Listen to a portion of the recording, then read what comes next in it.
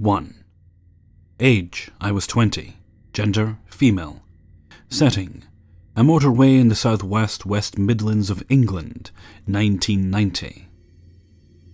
So, I was what was known at the time as a crusty, though I read that they're called gutter punks in the US.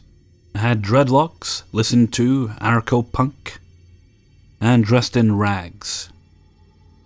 I was a softy from the countryside by birth, but a couple of years in the violent Nottingham squatter scene had hardened me up no end.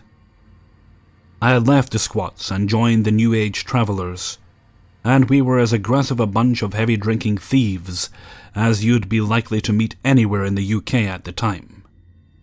For this reason I was fearless, but youth and a safe upbringing made me stupid when I thought I was streetwise. As was my habit, I'd taken myself off on my own and gone back to my hometown. Now I was hitchhiking the breadth of the country to get back to the site where my friends were. I remember waiting for my next lift at a service station when this battered old three-wheeled van pulled up. It was filthy and didn't look very pleasant, but it was going in my direction, so I was pleased. The driver seemed okay, a bit serious and intense, I suppose, but he said he could take me to the other side of Birmingham, which was very convenient for me. He was distinctive looking. This was the start of the 90s, but he looked like my dad did during the 70s. And my dad was old-fashioned his whole life. The man had thick black hair and a bit of a quiff, and sideburns. He was also very tanned, like he worked outdoors a lot. He was lean with dark eyebrows. I remember him so well because he looked like my dad and also my uncle. Maybe this was why I didn't feel less at ease with him. So we start along the motorway and it all seemed fine. I was probably chatting like an idiot as usual, and I remember glancing in the back of the van and seeing a heap of junk in there, bulky and dirty, and some of it covered with a black cloth. He saw me looking at it and said it was equipment for a puppet show, which I found bizarre and incongruous. He didn't look like a children's entertainer. He was more child catcher than friendly clown. Along the road a bit, and he started asking me how often I hitch, and I let him know it's routine for me. But don't you get scared? So I say no, not really, but the guy wouldn't leave it. You must get scared. No, I really don't. Why don't you get scared? I can handle myself. And so he goes on and on and on. He insists I must be scared and asks me if I am scared now, and how I know I would be able to handle being attacked. And I'm getting really irritated. A bit freaked because it seems like he wants me to be scared, and I'm giving the wrong answer. But mostly annoyed because the conversation is going in circles. Eventually, when he asks why, I reply, I don't get scared because I carry a knife. This was true, but only a little lock knife for day-to-day purposes. Well, that stopped the line of questions. In fact, it stopped the whole lift. The guy swerved into the hard shoulder at the side of the road and said, I'll have to drop you off here. Oh, I was surprised and a bit pissed off to be left here, but I got out and grumbled to myself as he drove off. Cars aren't allowed to stop on the hard shoulder, and people certainly aren't allowed to walk along it, but what could I do? I stuck my thumb out and started to walk. About 15 minutes later, a police car pulled up and told me off for being there, but kindly gave me a lift across to the far side of Birmingham, to a safe and legal hitching spot, where I was picked up by a minibus full of pagan students, who took me right to the traveller site. Years went by. I left the sites and the squats, had a baby, got a job. And the only time I thought about this guy was when exchanging hitching stories with people. This was my second favourite story, behind the one about the Christian who drove at 100 miles per hour on the wrong side of the road, because God will save me! Well, I screamed, I'm an atheist, he won't save me! After I would tell that story, I'd mention the mad puppeteer and his annoying questions. It wasn't until a couple of years ago I realised the possible danger I had been in. I was watching a show called Crime Watch on the BBC. where they appeal for information, and they had a special on the serial killer Peter Tobin, trying to track his movements through the years. I follow serial killer stories with interest, so I'd heard of him, and had seen his picture as an old man. Then they showed pictures of him through the years, and holy shit, there he was, the mad puppeteer. The picture matched, the time matched. Just how he looked in the late 80s, early 90s. Just how he looked when he murdered hitchhiker Dinah McNichol in 1991. I work for the criminal justice system, so I have level-headed colleagues, mostly, and told people at work. They agreed I should ring the Crime Watch number. If it was nothing, it could do no harm. If it was something, it might really help. I rang the Crime Watch number and said it's probably nothing, but... A few days later they rang back and arranged to take a statement. A police officer came to my house and wrote down everything. A few days later a second officer came to my workplace to get more info and to photocopy a diary I kept back then. Frustratingly, I said nothing about this lift in the diary. That's how little I thought I was in danger. The Crime Watch website updated to mention the three-wheeled van, and now is reported in some biographies as fact. People ask me now if I truly believe that was Peter Tobin who gave me that lift. I can never be sure. But I think in my mind I'm 75% sure I survived a serial killer. At the very least, I now realize how stupid and naive I was, feeling so tough and so fearless. Sometimes when I think of what could have happened, I just feel cold and sick. Because of my job, I realize how many rapists and psychopaths there are out there. And I am just relieved it wasn't my parents searching for answers about one of his victims. 2. A little bit of background on myself. I am currently a 19-year-old girl in America. I am pretty much in the middle of nowhere, and an hour-ish out from anywhere decent. I started college 2 years ago, and spent most of my time on campus after my work-study job. I had to spend the entire day at the college until my mom could pick me up later in the evening, because I couldn't drive yet. I didn't have much time or many social skills to meet anyone in between my classes, so I decided to try to make friends online. Long story short, I frequented 4chan, met a man named David through a Skype friend. David was a man in his mid-30s that seemed like he had it together. He told me he was working in the town over, but he was considering going to college eventually. He usually spoke about how much he liked one of his co-workers. She was around my age at the time, 16, 17. I thought it was a bit strange, but I figured we could just be friends if he was already interested in someone else. We spoke for a few minutes here and there on Skype, and he told me he lived an hour away from me. I brushed it off, because I didn't have any intention of meeting him in real life. He asked me to show him what I looked like, so I sent him a photo of myself to be friendly, and he gladly returned the favor by sending me a photo of a thin man with brown hair and pale skin. That will be important in a second. Mind you, I met David in early December online, and stopped talking to him in early May. All of the following happened in the span of spring semester. The conversations we had weren't anything strange in the beginning, until he began to ask me more personal questions. David sent me a message. "Hey, you go to a small-town university, right?" I didn't think any harm could come of it and agreed with him. We started to talk less and less, until one day he left me a message. "Hey, Koala, I'm taking classes at your college now." I thought it was a bit strange, considering that there was a college in the town he lived in nearly an hour away. But I shrugged it off and didn't think anything of it again, because maybe this college could just have better options, right? A few more days passed and David left me a message on Skype, saying that he thought my job was cool. I had never told him where I worked. I still have no clue how he found out where I worked at. I'm assuming it probably wasn't difficult, but it's still creepy to think about. A day later and my work-study boss called me into her office and asked me to tell David to stop calling the lines during heavy business hours asking for me. I apologized to her and reassured her that I would take care of it. I sent David a message on Skype and asked him how he found out where I worked. No response. I left him a message to stop calling my job and asked him to give me some space. No response yet again. I logged off for the night and woke up the next morning with 10 missed calls and a wall of text from David.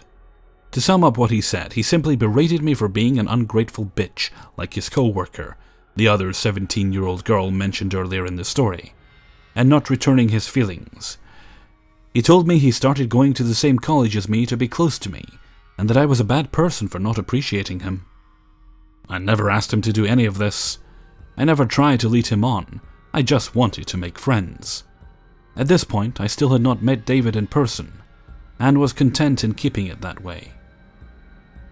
I didn't hear anything else from David for a while, and everything seems fine. Fast forwarding through the end of the semester, nearing the end of the school day, I sat in a lobby area near my classes in a closed-off corner for privacy in between my classes. I flipped through the pages of one of my textbooks in the privacy of a cubby, out of sight, until out of nowhere this staggeringly tall man, with salt and pepper hair, tan skin, who was also noticeably overweight, stood in front of me. He flatly said, "Koala," without any emphasis, no smile, nothing. He didn't even introduce himself and just stared at me. I didn't recognize him at that point, but was creeped out that someone would call me by my Skype name. I hadn't spoken to David in a while. Why would it be him? No one I knew at school knew my online alias. I just jokingly laughed it off and smiled at him, hoping the intensity of the situation would wear off. The man in front of me didn't flinch or smile, and continued to stare at me and look me up and down. I was uncomfortable at that point, and told him I had to go. He told me he would wait for me. I sat in class, wondering who he was until it clicked that it was David.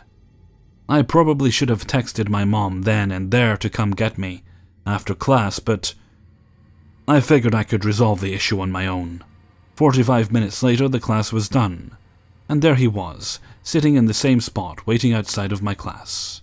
It was late in the day by the time my last class was done. Most of the other students had gone home, and I was stuck alone with this man that looks nothing like the man in the photo, someone I had no intentions of meeting in person, and someone who knew way too much about me.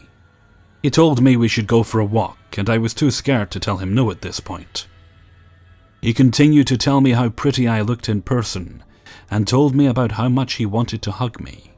We walked past an instructor of mine, and I tried to get her attention, to let her know something was wrong. But before I could say anything, David mentioned how great of a girl I was, and how we were just going for a walk, cutting me off before I could say anything. My instructor walked away with a friendly smile and told us to have a great time. I felt like I died a little inside then and there. David kept suggesting that I should go for a ride with him and spend the night at his house. His reasoning was, "I drove all this way on a day I didn't have class to be with you, Koala." Once again using my Skype name, I tried to make the excuse that I had a test the next morning and needed time to study. He had a solution to every excuse I tried to give him. After a while of my excuses, I could tell he started to get angry with me. We walked toward the front of the campus where most of the cars were parked for that area, and luckily where my mom usually picked me up. I talked with him for a while until I saw my mom's car and ran as fast as I could to get in. I just told my mom I was really excited to see her, and she didn't question anything. I continued to get messages from David for a few weeks after, asking me why I was ignoring him. I never deleted or blocked him because I didn't want to provoke him in the end. After the fact, I switched my work hours entirely, took the long route to walk to my classes instead of the way I usually would go, and once the semester finished, I transferred colleges. I never told my mom or anyone what happened. 3. Some backstory. I've always struggled with my weight growing up, but once I started college and got my first job, I managed to drop a fair amount of weight and actually reach what I think is probably my ideal weight. So, having lost a lot of weight, my clothes didn't fit anymore, and I had a job and nothing else really to spend my money on, other than clothes, so I shopped a lot, because it's a lot more fun when cute clothes fit you for the first time ever. One night, I decided to stop at Kohl's since their clothes are typically hit or miss, and lately they seem to have been nothing but hit, for me. It was late, but that didn't bother me since I was getting used to working late at my bookstore job. I got pretty comfortable being out at night. As I was walking into the store, I noticed there was a guy just sort of hanging out by the lights, outside in the parking lot. I figured he was just a worker taking a smoke break, and wanted to be in the light instead of around the corner in the dark. I do my shopping, and by the time I come out, it's about 10 p.m. I see that guy again, and he's just sort of wandering around the parking lot. The store door's closed behind me, and I start walking straight to my car. I'm keeping an eye on him, and I notice that he stopped wandering around, and now he's heading straight for the store, which also meant he was heading straight for me. I didn't think much of it because in my mind, he was still someone who must work there, and maybe is waiting for another co-worker to leave. Maybe he needed a ride or something. Maybe he's a husband who can't handle shopping with his wife. I keep walking, and he's getting closer and closer. The closer he gets, the more I start to just sort of look at the ground to make it obvious I'm not interested in talking to this guy, considering how late it was. When he gets within about 15 feet of me, he says, "Hey, mama." I look up and see his face. He's sort of a tall, maybe stocky guy.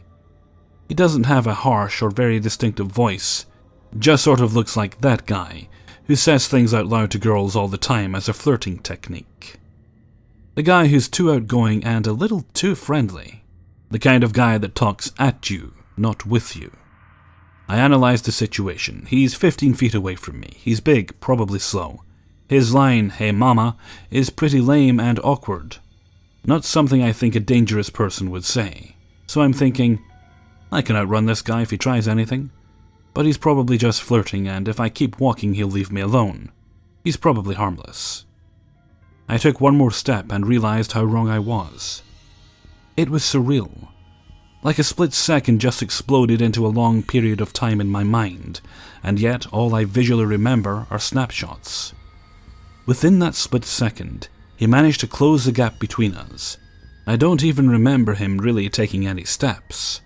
Just 1 second he was a good distance away from me, a distance I thought was enough time for me to react and run away, and the next split second he was standing in front of me. The next second, his arms were around me and my heart stopped. It wasn't until that moment that I got rid of that invincible feeling, and I realized just how powerless I can be to someone so much bigger than me. The next second I remember he threw me on the ground, and it felt like my head hit first and forced me to close my eyes from the pain. When I opened my eyes, all I could see was the Kohl's building slowly moving away from me, and I realized he was dragging me across the parking lot. As cliché as it sounds, that whole "I heard someone screaming somewhere, and then I realized it was me screaming" thing. That's actually how I felt. I was so panicked that this was it, that he was taking me to his car. There's no one else in the parking lot. I'm going to be one of those kids who goes missing. That I didn't even realize I was screaming. Luckily, either two workers there were leaving, or maybe were informed of a guy hanging around outside, and so they were watching. But two Kohl's workers came running outside. I remember the guy finally let me go, grabbed my purse, and started running towards his car. I remember getting up off the ground, and with all this adrenaline running through me, and now that he was running away, and there were two guys running towards us, I, idiot, started running after him too. One of the guys started screaming at me, "Miss, don't run after him, don't run after him." I started feeling faint, probably from all the cuts I had from him dragging me on the pavement, and I stopped. One guy stayed with me and the other ran after the car and got the license plate number. The cops showed up quick and found him a few streets away. They had to escort me in a police car and take me to him. When he got to where they found him, he had someone else driving, which terrified me to know there were two guys the whole time. And despite how quickly he was caught, he had enough time to toss my purse, and he had changed his clothes. While we were driving up, I was so certain it wasn't him. It wasn't until we pulled up close enough for me to see his face that I recognized him. I started crying when the cops asked me questions about what happened, and for whatever reason I said, "Why me?" And all the cops said to me was, "Because you're small." The first time in my life someone referred to me as being small instead of overweight, and it was in the most negative, unfortunate way possible. I gained back a lot of weight after that. Well, long story short, he went to jail for a few months.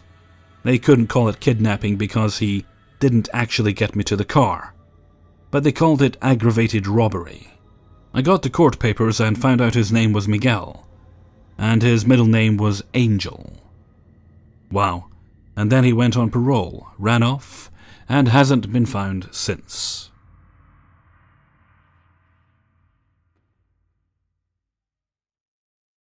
Hey everyone, Hellfreezer here, and thank you very much for listening to 3 True Scary Stories, episode 221.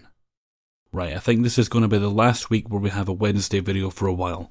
I did mention before I was going to start doing paranormal on Wednesday, so we'll try that, and if that doesn't work out, we'll try something else.